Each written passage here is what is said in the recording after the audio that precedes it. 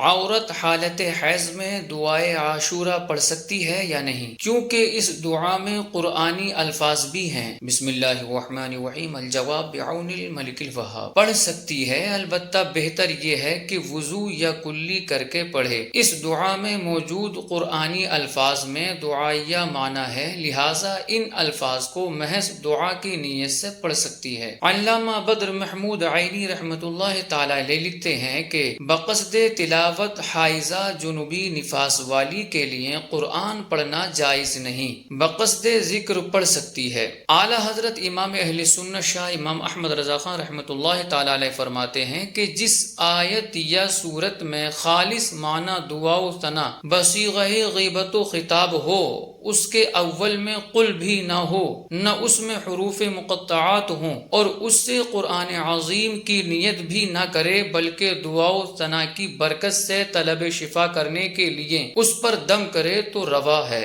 بہار شریعت میں ہے کہ قرآن مجید کے علاوہ اور تمام اذکار، کلمہ شریف، درود شریف وغیرہ پڑھنا بلا کراہت جائز بلکہ مستحب ہے، اور ان چیزوں کو وضو یا کلی کر کے پڑھنا بہتر، اور ویسے ہی پڑھ لیا جب بھی حرج نہیں اور ان کے چھونے میں بھی حرج نہیں۔ واللہ اعلم، تبارک و تعالی و رسولہ عالم، صلی اللہ علیہ وسلم۔